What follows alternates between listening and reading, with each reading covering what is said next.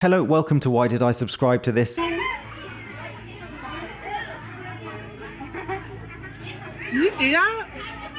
I just poured it out. Why is the chicken sandwich leaking? Now I'm freaked out. Why is it peeing? Well, that's put me right off my dinner. Now I'm freaked out. Why is it peeing? I bet she still finished it though. How's your burger, ma'am? Like a super soaker? And that, ladies and gentlemen, is why it's called junk food. Oh, did you see it? What on earth was that? I zoom in and then I zoom out and you can see that nothing adjusts to it like a filter or anything. So it really was blinking under my skin. I'm not a doctor, but why is the birth control in her arm? I can see a few issues with that logic. Oh, did you see it? What on earth was that? I zoom in and then I zoom out and you can see that nothing adjusts to it like a filter or anything. So it really was blinking under my skin. And is that bruise related to the treatment on her arm? And is it on top of a tattoo? And yes, why is it flashing under her skin? I hope that's all cleared up. Police are on the hunt for the person who made off with a 13-foot Jack Skellington decoration. The animatronic is worth more than $500, and it's been a holiday staple for the homeowner for years. I hope the thief had a comedically small car when he was trying to get away with that. Sir, that thing hanging out your window is not the giant 13-foot Jack Skellington figure reported missing, is it? No, that's another one. Police say such thefts are rare in the neighborhood, but seasonal animatronics are in high demand for thieves. Neighbors are sharing the story online, hoping to help locate both the suspect and missing Jack. Are people really stealing Halloween animatronics these days? That's just sad. Here, we see an upbeat pop band called Panic at the Disco, who has had a #1 single in heavy rotation on Radio Disney. Meanwhile, kids seek out their other material, finding these demonic images and lyrics.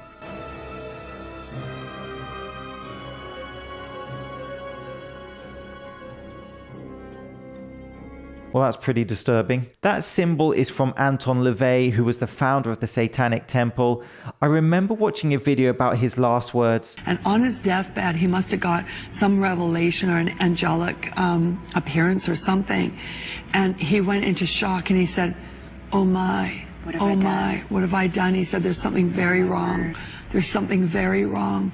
There's something very wrong. And as for Disney, when did they stop being lovely cartoons for little ones to what they are now? Creepy Real Photos That Keep Me Up at Night Part 60. This photo was posted to Reddit with the caption, "This is a photo in a series of photos taken in quick succession by my mother-in-law of my daughter. She was downloading from her camera when she noticed the background of this photo.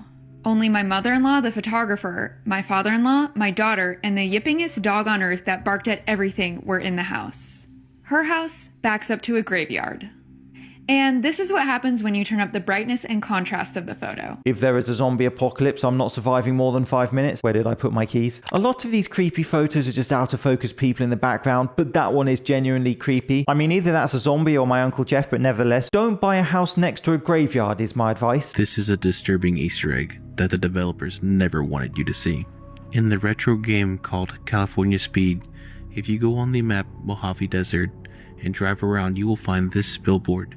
It's a hidden asset that was never meant to be seen, and it says, "Sometimes God takes away mommies and puppies, but sometimes, just sometimes, I do." Well, that is unsettling. I'm suddenly glad I wasted my childhood playing GoldenEye, not that. Have any of you played that game? I hope that's just a dark joke by the developers, but it seems way too disturbing. This is insane. AI-powered self-driving police cars are officially here. Miami just rolled out the first ever autonomous patrol vehicle in the United States, and it doesn't even need a cop behind the wheel. It's called the PUG, short for Police Unmanned Ground Patrol Partner, a Ford Explorer-based robot police cruiser built by Policing Lab and Perron Robotics. I'm telling you, we are nosediving straight into a bad sci-fi movie. This thing can patrol high-crime areas, it can scan license plates, it can detect stolen cars, and even launch a drone into the sky, all while feeding real-time data back to command centers. It's packed with thermal imaging, 360-degree cameras, and an AI that can recognize patterns, identify suspicious activity, and alert human officers when backup is needed. Now, some see this as the future of law enforcement, others as a step toward sort of RoboCop territory. But one thing is for sure, Miami's newest recruit doesn't eat donuts, doesn't take breaks, and never blinks. This is a 1-year trial in Miami. What would you make of this if you saw this around your area? Let me know. This is pretty interesting. What would be the most nightmare scenario you can imagine with AI and robotics that might present a danger to people? The most nightmare scenario I can imagine with AI and robotics is a world where robots have become so powerful that they are able to control or manipulate humans without their knowledge. This could lead to an oppressive society where the rights of individuals are no longer respected. Has anyone got a sledgehammer handy? Do you think we're in danger of that happening now? Not yet, but it is important to be aware of the potential risks and dangers associated with AI and robotics. We should take steps now to ensure that these technologies are used responsibly in order to avoid any negative consequences in the future. Terrifying. Even its eye movements freak me out. Okay, you have to see this video of what new cars are coming with features automatically installed. This isn't even an electric vehicle, but you can already see how this could be applied, especially if everyone's driving an electric vehicle. Check this out.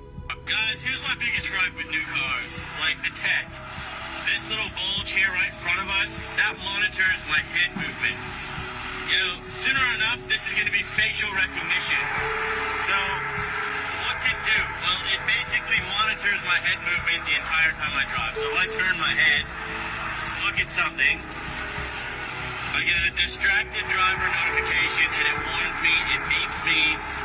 If, I try and get over in the lane slightly to see around the corner, this thing brakes for me, like shakes the steering wheel, auto brakes. I absolutely hate it. With increased convenience from smart and AI tech, we are losing privacies and freedoms. This is the problem, guys. This car knows the speed limit. This car knows how fast we're going. Sooner or later, when everybody's in an EV, mark my words, they want the digital ID. You're not going to be able to drive unless you've got a digital ID. You scan your face, you're allowed to go driving, and then anytime you do something, you went over the limit. People all over the world are sounding the alarm. Does any of this worry you, the amount of intrusiveness of new AI and smart technology, or are you just completely on board with these developments in what we're capable of? I mean, do we have a choice anyway? It's probably the greater question. Worth the journey, a giant snake-like rock, Phetchabun, Thailand. อันนี้ลำตัวเนอะนี่ชู That is not a rock. That is a giant petrified snake. Locals call it the giant snake rock. No one knows why. The boulder scored with grooves that residents say resembles scales. In a matter of weeks, visitors have arrived with incense and flowers asking for luck, love, and winning numbers. The snake rock stretches more than 10 meters and rises several feet. So this was a place that only locals knew about until recently when the secret got out. Look at that. I'm sorry, I'm not a geologist, but I'm telling you that's not a rock. Look at that picture. And look at the size of it compared to that person. The story behind the find feels like folklore. On September 25th, a local hiker, Somchai, went for a solo walk and came across the rock. That is just genuinely mind-boggling to me.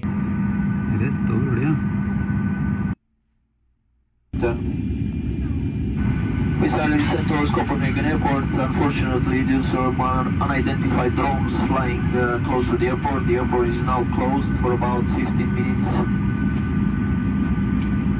We are doing a holding pattern close to the airport, so right now we are waiting for good news from the air traffic controllers.